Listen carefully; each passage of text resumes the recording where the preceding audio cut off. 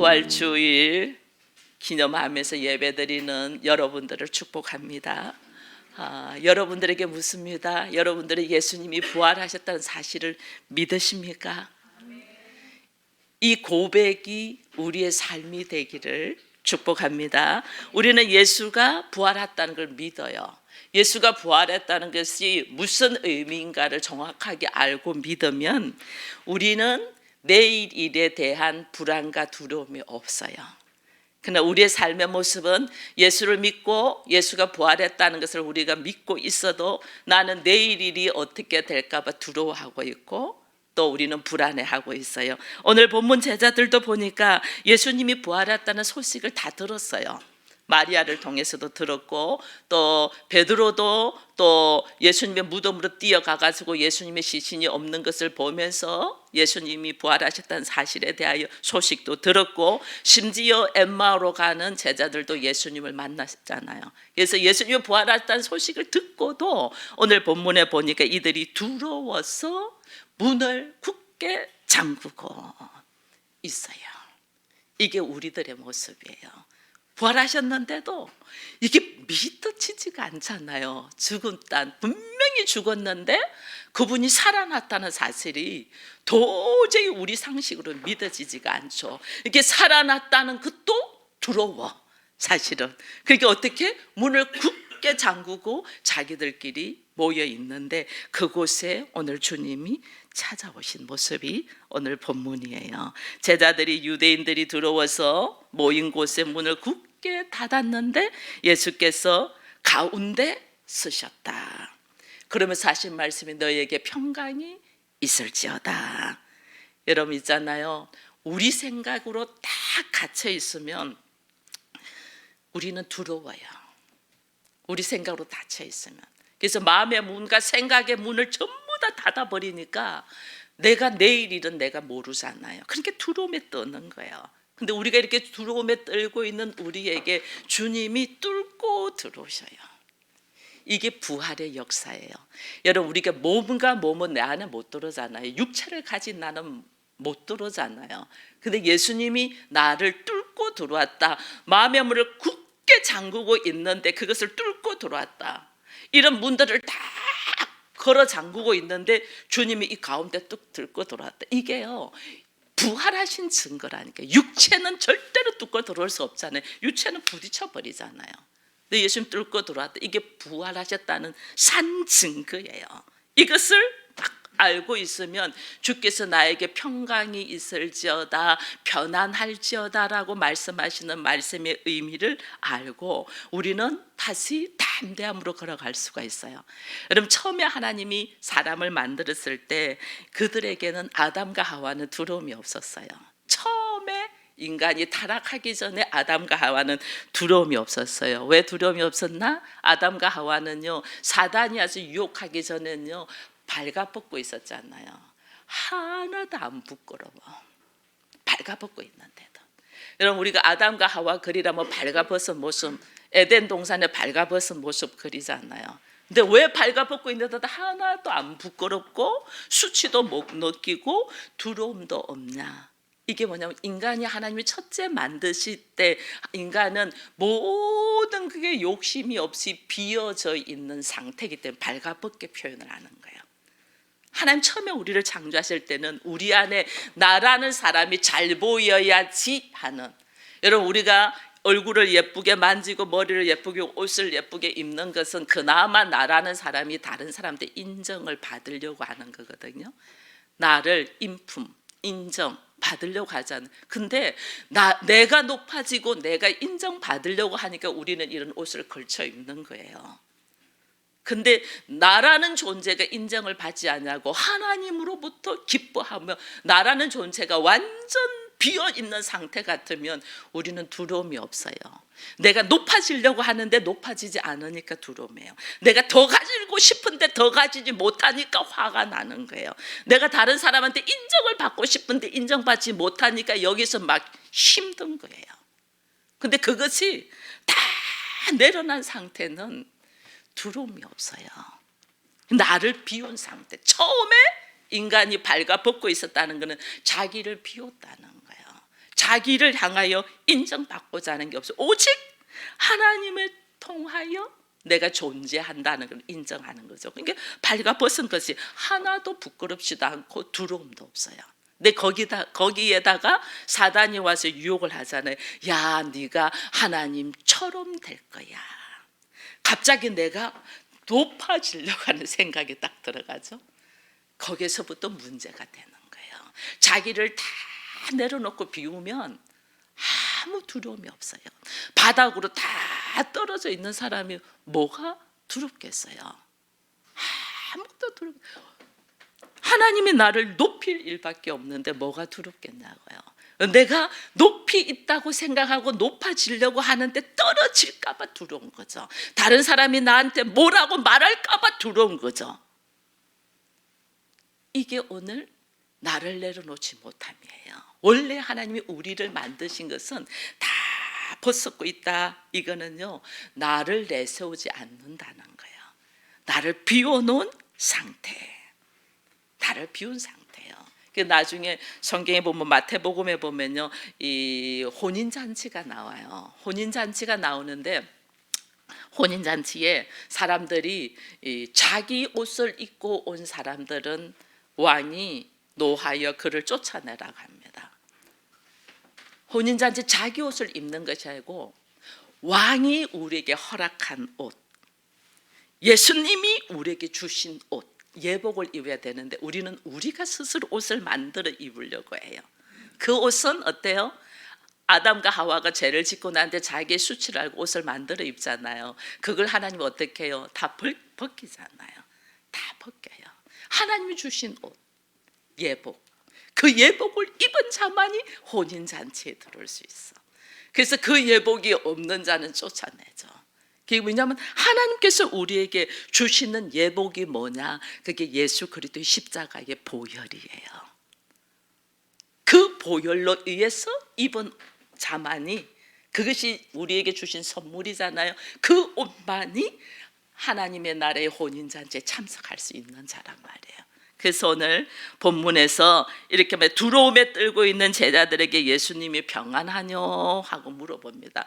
평강이 있을지어다 라고 말씀합니다. 어떻게 우리에게 평안이 오냐? 여러분요, 우리에게 평안이 올 수가 없잖아요. 무서워서 문 다 잠그고 두려워하고 이제 유대인들이 어떻게 나올까 봐 두려워하고 있잖아요. 근데 우리에게 평강이 있을지어다, 나에게 이 두려움이 없어지고 평안이 있는 방법을 예수님이 뭘로 하시냐면요, 사람들에게 오셔서 뭘 하셔요? 자기의 손에 못자국이 있는 손과 창에 찔린 옆구리를 보여줘요. 이걸 딱 보여줘요.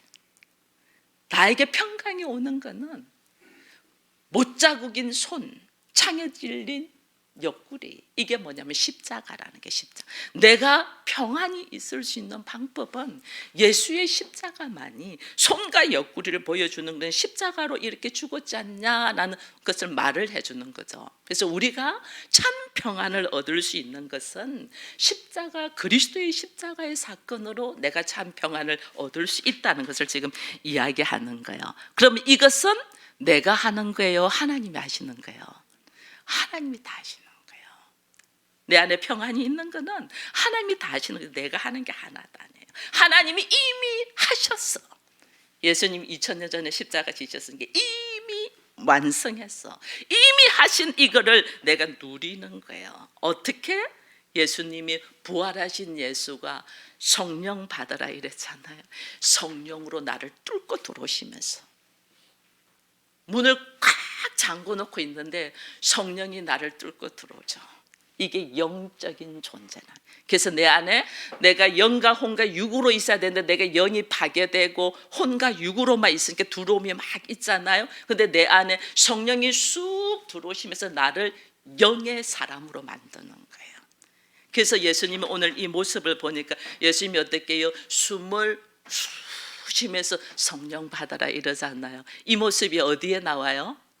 창세기에 2장에 하나님이 인간을 흙으로 만들어서 모양은 있는데 아무 생명이 없는데 하나님의 생기를 넣어서 생명을 넣어줬잖아요. 하나님의 영, 하나님의 형상을 넣어줘서 생명이 있게 하신 것처럼 예수님이 오늘 우리가 살아있는데 두려움으로 가득 찬 제자들에게 어떻게 예수님이 오셔서 거기다 숨을 후 쉬면서 성령 받아라, 하나님의 영, 하나님의 생기, 하나님의 형상을 쫙 넣어주면서 나를 어떻게 한다? 재창조의 역사. 이게 하나님의 영이 내 안에 쭉 들어오는 것이 내가 재창조 거듭난다는 거예요. 재창조의 역사를 하는 거예요. 이 재창조의 역사가 있는 사람은 봐보세요. 내가 하나님의 말씀을 거부하고 하나님의 형상이 없고 하나님의 영이 없으니까 나는 결국은 죽음으로 달려가잖아요. 이 죽음 때문에 우리가 두려워하는 거예요. 죽음 때문에 내가 어떻게 될까 봐 두려워하는 거예요. 근데 내가 나에게 예수님이 오셔서 다시 십자가를 지시고 부활하신 예수께서 나에게 성령으로 쭉 넣어주시면서 다시 나를 일으킨다는 것은 사망과 죽음의 권세에서 어떻게 다시 일어나라는 거죠. 그래서 나에게 죽음의 권세를 두려워하지 않고 부활하신 분이니까 부활의 영으로 나한테 부어 넣어주셨기 때문에 나로 하여금 이제는 죽음을 두려워하는 자가 아니야. 너희는 그러니 어떻게 두려워하지 말고 평안하라는 거예요. 그래서 우리에게 평강이 있다는 것은 사망에 대한 두려움에서 벗어나는 것이 평안이에요. 내가 어떻게 될까? 사람들이 나를 뭐라고 생각할까? 내가 나이 들면 어떡하지? 뭐 결혼 못하면 어떡하지? 자녀 못 낳으면 어떡하지? 노후에 어떡하지? 내가 죽으면 어떡하지? 이런 수많은 고민에서 예수의 주신 성령을 통하여 거기에서 노임받아라. 어떻게? 하나님을 의지하면서, 하나님을 찾고 찾으면서, 그 지금 오늘 주님이 본문에서 21절 22절에 말하잖아요. 너에게 평강이 있을지어다. 그러면서 뭐래요? 예수께서 숨을 쫙 내쉬면서 성령을 받아라. 이 성령이 나를 뚫고 들어오시는 하나님입니다. 여러분들이 성령을 통해서 나를 뚫고 들어오는 하나님이 경험되기를 축원드립니다. 이 성령이 나를 뚫고 쫙 들어오시면요, 이 성령을 통하여 내가 부활의 삶을 살 수 있어요. 담대함으로 나갈 수 있어요. 예수님의 부활을 나를 통하여 증거하는 거예요. 오늘 보니까 여러분 여기는 적혀있지 않지만 요한복음 14장에 보면 예수님이 이런 말씀을 하세요. 보혜사 곧 하나님이 내 힘으로 보내실 성령. 예수님이 부활하시고 성천하실 때 우리 주님이 성령을 보내주시거든요. 성령, 그 성령이 너희에게 평안을 끼칠 것이다. 평안을 줄 것이다. 이렇게. 그래서 너희는 근심도 하지도 말고 두려워도 하지 말라. 오늘 내 안에 하나님의 영인 성령이 들어오면 이 부활의 영이잖아요. 그래서 예수님이 부활하시면서 우리에게 주신 선물이니까 부활의 영이 딱 들어오면 너는 무엇을 먹을까 마실까 염려도 하지 말고 근심도 하지 말고 노년에 어떻게 살까 두려워도 하지 말고 내가 죽으면 어떡하나 이런 두움에서 벗어나라는 거예요. 그래서 우리 주님이 오늘 우리에게 하시는 말씀이 하나님께서 나를 보낸 것처럼 나도 너희를 보낸다 이랬거든요. 어디로 보내겠어요? 나를 어디로 보내겠어요? 세상으로 보내겠죠. 나를 훈련시켜서. 근데 세상으로 보내기 전에 하나님이 먼저 나를 어디로 보내냐면요, 내가 온전하게 하나님 안에 온전하게 거한 것을 내가 확인돼야 되잖아요. 그래서요, 하나님께서 어떻게 하면 성령을 통해서 내 마음, 이 세상이 넓게 보면 우리가 눈으로 보는 모든 세상인데 세상에 더 은밀하게 보면 내가 세상이야. 내가 나 한 사람이 머리에서 발끝까지 우주 만물에 있는 모든 세상의 원리를 다 가지고 있어요. 여러분 우리 안에 이게 그래서 우리 생명이 얼마나 귀한 줄 몰라요. 나 한 사람이. 그래서 하나님이 먼저 나를 어디로 보내냐면 예수님이 하나님에 의해서 이 땅으로 오셨다면 예수님이 나를 보내시는 것은 어디로 보냐면 나에게로 보내요. 나에게로. 어떻게? 창조의 재창조의 역사가 일어나도 내가 완전 세상 방법으로 살잖아요. 하나님의 방법이 아니잖아요. 여러분 오늘 우리도 교회 이제 다음 주부터 공사가 들어가지만은 제가 기도하면서 하나님 어떻게 이렇게 교회를 다시 새롭게 해주십니까?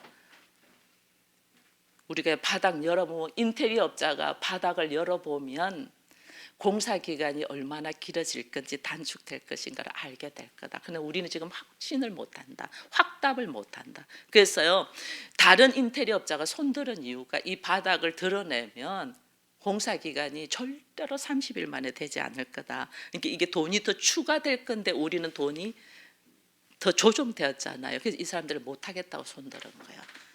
그런데 지금 우리를 공사를 하시는 분은 보험회사와 이게 협력 관계로 있는 사람이기 때문에 여기서 손해는 안 보겠죠. 이익을 안 봐도 보험회사와 협력된 회사이기 때문에 이것을 이익을 안 봐도 공사를 하면 자기들은 보험회사를 통해서 계속해서 공사를 받는다는 거예요. 저한테 그러는 거예요. 여기서는 이 교회에서는 우리가 이득을 볼 수가 없다. 왜냐하면 공사가 이게 40일이라고 했는데 40일을 초과할 수도 있잖아요. 그러면 이삿짐 센터에 전부 다 돈을 추가로 더 줘야 돼요. 그리고 공사도 이사 기간이 길어진 만큼 공임이 더 들어가죠. 자기들은 이익 볼 게 하나도 없어요. 거기다 공사 금액도 이게 적어졌으니까. 우리도 마찬가지죠. 우리도 예배당을 다른 데서 예배를 드리는데 공사 기간이 길어지면 길어질수록 그 예배당 사용하는 예배 드리는 공간을 사용하는 돈이 계속 들어갈 거 아니에요. 그런데요 너무너무 감사하게 하나님이 모든 걸 준비해 놓으셨더라니까. 여러분 종회본부의 1층에 지저스 커피가 생긴 지 얼마 안 돼요. 몇 개월 안 돼요. 근데 거기에 우리가 들어가서 예배를 드리도록 하나님 꼭 준비해 놓으신 것처럼 여기 가까워요. 우리 교회에서 굉장히 가까워요. 근데 그렇게 준비해 놓으시고 그리고 거기 또 종회본부가 그 대치동 딱 가장 복잡한 데 있거든요. 그래서 주차를 못하도록 다 돼 있어요. 주차를 못하도록. 이 주차를 못하도록 됐는데 이 그 커피와 교회 목사님이 우리 교회가 가서 주일날 예배를 드리는데 주차장 문을 좀 열어달래 해도 이게 계속 안 하는 거예요. 허락을 안 해주는 거예요. 왜? 거기에 주일날 예배 드리는 예배당이 있어요. 총회본부에 예배당. 누가 예배 드리나? 은퇴하신 원로 목사님들이 다른 데서 예배를 못 드니까 총회본부 예배당에서 모여서 예배를 드리는 거예요. 그러니까 우리 보고 그러면 서울 기쁨의 교회도 원로 목사님들 예배 드리는 데서 같이 그냥 예배 드리면 되지 않냐고 이렇게 계속 한 거예요. 근데 우리가 그 할아버지들하고 예배 드리겠어요? 노하고 그 커피와 교회 목사님이 안 된다. 그 교회는 젊은 층이기 때문에 안 된다고. 안 된다고 하니까 주차장 허락을 안 해주는 거예요.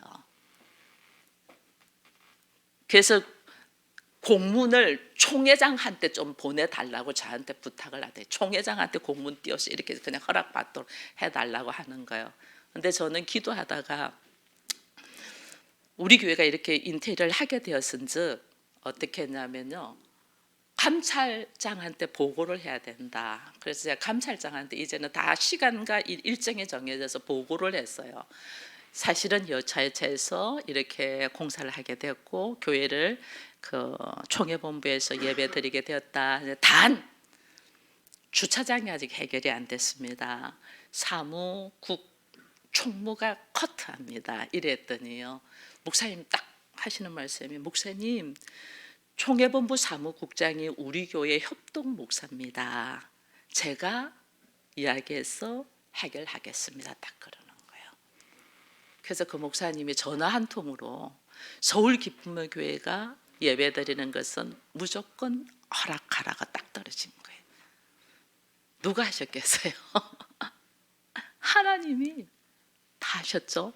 거기다가 우리가 예배를 드리는 그 장소를 여러분 우리가 뭐 한 달을 드릴지 두 달을 드릴지는 모르잖아요. 그러면 우리는 거기에 대한 이 좀 인사를 해야 되잖아요.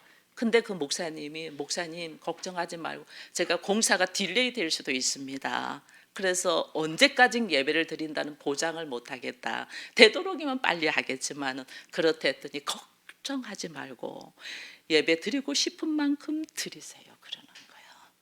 그러니 장소도 주차장도 거기다가 이삿짐 센터도 이사가 이게 보관가 하루에 몇만 원씩이거든요. 근데 이것이 하루에 몇만 원이니까 30일과 40일과 50일과 60일의 금액이 완전 달라요.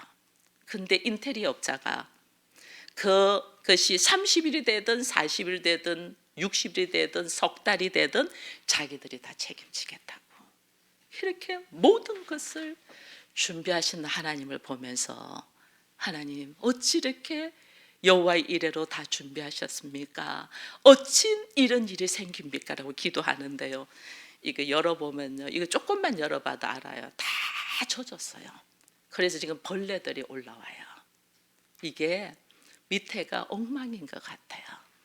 너희는 겉만 열심히 청소하고 닦고 부서졌다고 보수공사했죠. 우리가 여기 보수공사하는데 속은 다 썩어 뒤집혀져 있는데 너희는 겉만 설고 닦구나. 이게 너희들의 한계고 너희들의 수준이고, 그러나 나는 하나님의 방법은 어떻게 해요? 근본적인 문제를 해결하시는 거예요. 그 근본적인 문제가 해결이 되는 데 있어 가지고 처음에 우리는 어떻게 물난리가 났죠. 물난리가 한 번도 아니고 두 번이나 났죠. 거기다가 이 물이 빠진다고 한 달 동안 제 방으로 계속 물이 흘러나서 제 책상하고 책장이 지금 다 부르터고 있거든요. 한 달 이상 물에 잠겨 있어. 새벽에 오면 물 잔뜩 차고 새벽에 오면 물 계속 닦아냈거든요. 우리는 고통스러웠죠. 그러나 그게 고통이 하나도 고통스럽지가 않더라니까요. 하나님의 평안을 주셨어. 왜 이렇게 평안하게 주셨을까? 부활의 주님이 우리와 함께 하시기 때문에. 이걸 우리 교회는 지금요 몸으로 지금 다 느끼는 거예요. 전부 다 느끼네요. 부활의 주님, 부활의 주님이 우리를 어떻게, 주님이 오셔서 우리에게 성령을 허락하셨다는 건 나를 재창조 역사, 이 재창조의 역사는 뭐냐면 원래 인간이 어떻게 살았냐면 다 벗었다. 이 말은 뭐예요? 내가 다 비워있는 상태, 나는 욕심이 없는 상태, 하나님 안에서 그냥 즐기는 상태. 하나님이 나를, 예수님이 나를 부활하셔서 재창조했다는 것은 하나님의 나라의 존재로 만들었다는 거거든요. 하나님의 나라의 존재로 만들었다는 것은 다른 말로 하면 내가 나의 생각으로 채우지 않냐고 그냥 다 비우는 거죠. 예수님이 자기를 비우신 것처럼 예수님이 하나님의 본체지나 자기를 비워 종의 몸으로 오셔서 철저히 말씀에 순종하신 것처럼 오늘 우리 주님도 우리를 보내심은 내 안에 욕심으로 자기 생각으로 가득 들어있는 나에게로 보내. 어떻게 하라고? 비워라고. 비워라고. 자기 생각으로 가득 있어요. 여러분, 우리 하나교회 장인성 권사님이요, 하나님께 굉장히 찬송하고 싶어 했어요. 가족이 다 나와서. 그게 막 얼마나 뜨거웠는지 몰라요. 자기 입으로 목사님 부활절에 우리 특송하겠다 그랬거든요. 근데 부활절이 막상 다가오는데 이거 가족들이 협력을 안 하네. 목사님 다음에 하면 안 될까요? 이러더라고요. 제가 한마디 했어요. 순종. 하나님 나한테 뭘 훈련시키냐? 재창조에서 내 생각을 비우고 내 환경을 비우고 내 감정을 비우고 나에게 주신 감동대로 순종하며 가라는 거거든요. 근데 이 양반이 처음에는 이게 왔다 갔다 했어. 근데 오늘 순종했잖아. 그런데 봐봐요. 두 사람이 찬양을 하는데 느닷없이 우리 속집사님 박수 치는 거 보세요. 박수를. 아직 노래도 안 끝났는데 얼마나 감동이었으면 그랬다. 얼마나 감동이었어. 그렇게 꼴배기 싫어서 둘이서 꼴배기 싫어가지고 이랬던 사람들이 계속 바라보며 손잡고 당신 없으면 안 돼. 당신 없으면 이러고 찬양을 하고 있어 지금. 막 그냥 그렇잖아요. 이게 순종이 제사보다 낫다니까. 순종이. 나는 안 될 것 같아. 노래 잘하는 아들들이 준비도 안 돼 있고 이게 뭐 힘도 못 써서 혼자 서 있기도 힘든 남편하고 무슨 찬송을 하겠어. 계속해서 다음으로 미루는 그것이 우리의 생각이에요. 우리의 생각. 하나님은 나를 재창조하는 것은 내 생각을 비워, 내 감정을 비워, 내 환경을 비워. 원래 발가벗어도 나는 부끄럽지도 않고 두렵지도 않아. 왜? 하나님의 나라의 존재로 있기 때문에. 아무 내 생각 다 내려놔. 예수님이 나를 재창조하신 것은 나로 하여금 나는 아무것도 아닙니다, 나는 아무것도 한 것이 없습니다, 나는 나를 비운 것밖에 없습니다. 예수님이 십자가를 감당하실 때도 나는 비운 것밖에 없어, 나를 하나님의 아들이라는 것을 비운 것밖에 없어. 그런데 그가 십자가의 죽으심으로 하나님은 뭐 하셨어요? 부활의 역사가, 하나님의 일하심, 우리가 하나님의 일하심, 이게 경험되는 것이 부활의 역사예요. 이 역사들이 우리에게 있기를 축원드립니다. 그래서 오늘 하나님이 우리로 하여금 뭐 하냐? 철저하게 내 생각을 비우고, 철저하게 내 환경을 내려놓고, 철저하게 내 감정을 내려놓고, 나는 오직 하나님의 말씀을 담는 그릇이야. 그래서 나를 뭐라고 했어요? 성전이라고 했죠. 하나님의 말씀은 곧 하나님이잖아요. 하나님이 거하시는 그릇, 이것이 성전, 하나님이 거하시는 그릇이야. 이 역사가 오늘 우리에게 일어나고 있음을 찬양하기를 축원드립니다. 이것이 평강이에요. 봐보세요. 나는 하나님을 담그시는 성전으로서 그릇이고, 그 안에 예수가 있고 하나님이 계셔. 이게 뭐예요? 평강이죠. 그래서 너는 평안할지어다. 왜? 내가 너로 평안하게 한다는 거예요. 너는 그냥 나를 담는 그릇으로 있고 내가 너에게서 일을 하니까 평안하라는 거예요. 무엇을 먹을까, 무엇을 입을까 염려하지 말고 너희가 내 안에, 내 말이 너희 안에, 하나님이 내 안에서 재창조의 역사를 일으킨단 말이에요. 이렇게 걸어가는 사람들을 오늘 하나님이 무엇이라고 말하냐면요, 이 마지막 절에 하나님이 말씀하세요. 마지막 절에 오늘 이야기를 하죠. 우리 주께서 누구든지 네가 죄를 사하면 사하여 주고 누구든지 죄를 그대로 두면 그대로 있을 것이다, 이 말씀을 해요. 이게 뭐예요? 하나님의 아들의 권세. 내가 나를 쫙 비우고 예수가 내 안에, 하나님이 내 안에, 그 안에 성전으로 딱 있으니까 하나님 나한테 주신 권세가 뭐예요? 죄를 사하면 사하고 그대로 주면 있는 축복의 권세. 이게 뭐예요? 하나님 아들의 권세잖아요. 하나님 아들의 권세를 우리에게 허락하셨다. 이게요 부활의 역사예요. 우리 같이 부족한 자에게 하나님이 하나님의 아들의 권세로 부활의 역사를, 우리의 삶을 살게 하시는 이 놀라운 은혜를 우리가 모두가 누릴 수 있기를 축원드립니다. 오늘 부활의 예배를 찬양하며 드리는 여러분들을 축복합니다. 하나님의 부활의 사랑, 부활의 권세를 누리면서 오늘도 순종의 사람들이 되기를 축원드립니다.